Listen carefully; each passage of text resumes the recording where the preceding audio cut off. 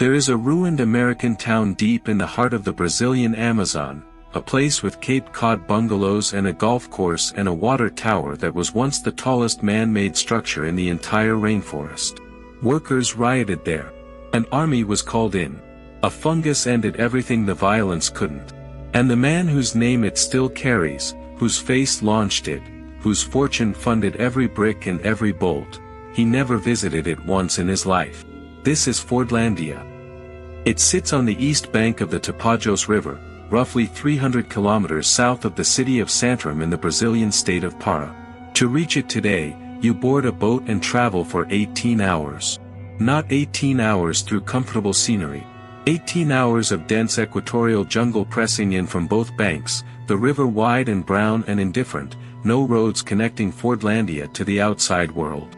If you are trying to imagine how far from everything this place is, consider this. Henry Ford built an entire city here, streets, hospitals, schools, a movie theater, an 18-hole golf course, and spent what would be equivalent to roughly $350 million in today's money doing it. Not a single drop of latex from those trees ever reached a Ford automobile. And Ford himself, despite years of planning, despite sending thousands of workers and multiple ships loaded with prefabricated buildings, never once made the journey to see what he had made. That detail alone should tell you something about how this story ends. But the ending is almost less strange than the beginning. Because before we get to the riots and the fungus and the army and the silence, we need to understand what possessed the most powerful industrialist in the world to build a town from scratch in one of the most hostile environments on Earth, and why, with everything he knew about efficiency, he got almost everything completely wrong. The year is 1927. Henry Ford is at the height of his power. The Ford Motor Company is producing cars at a scale the world has never seen, and those cars need rubber, millions of pounds of it, every year, for tires, for gaskets, for hoses, for the hundreds of components that hold a vehicle together. The problem is that Ford doesn't control his rubber supply. Almost all of the world's commercially viable rubber is being grown on plantations in Southeast Asia, British Malaya, the Dutch East Indies, and Ford, who had spent his career building an empire on vertical integration, found this situation intolerable.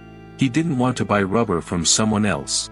He wanted to grow his own. The Amazon rainforest seemed like the obvious answer.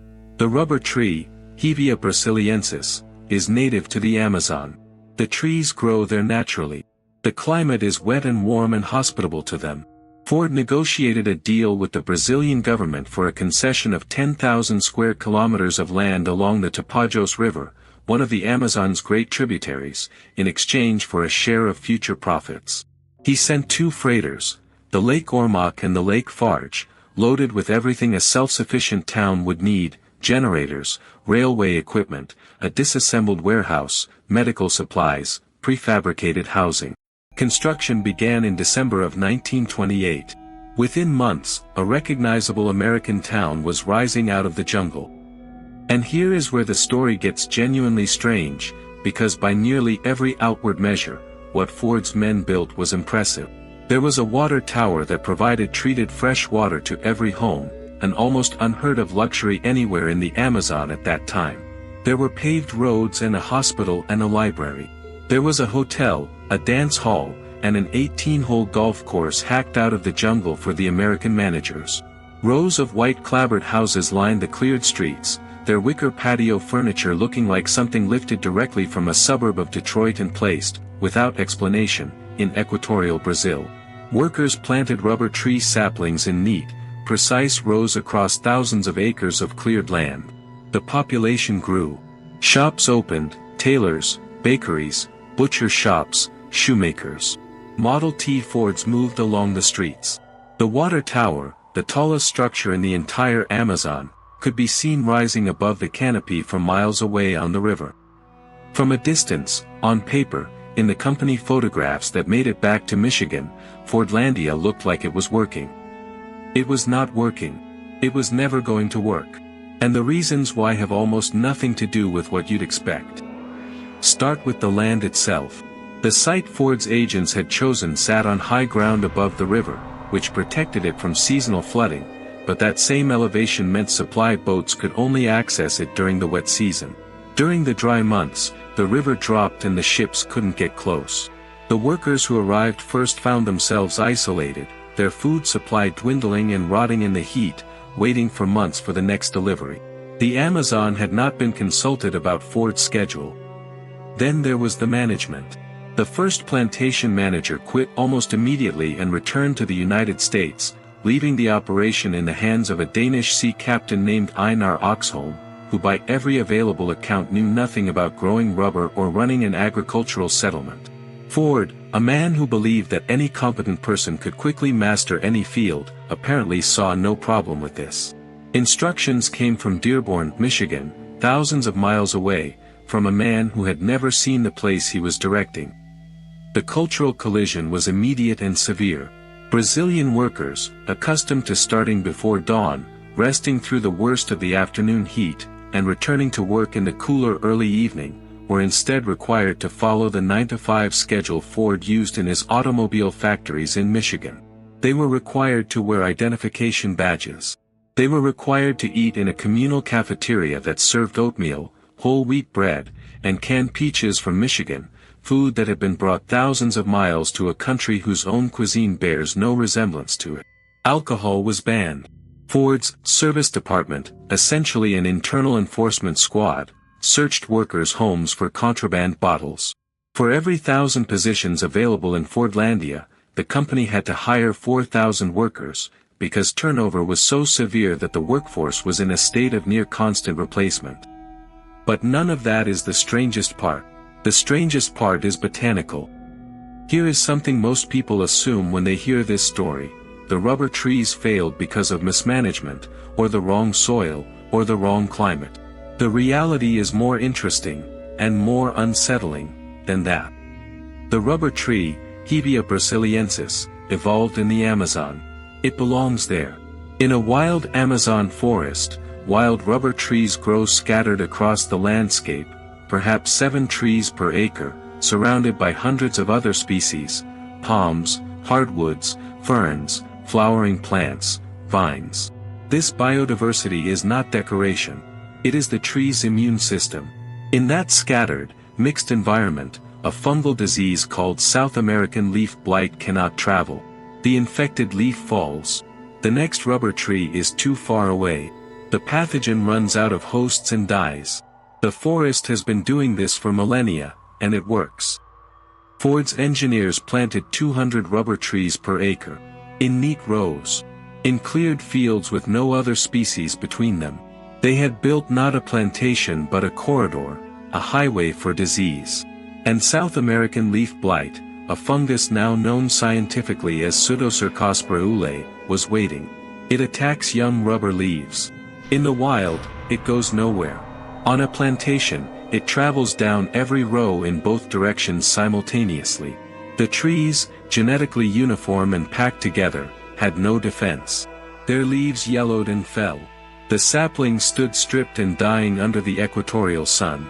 The plantation, millions of trees, years of labor, was devastated. Ford's managers didn't understand what was happening at first. They replanted.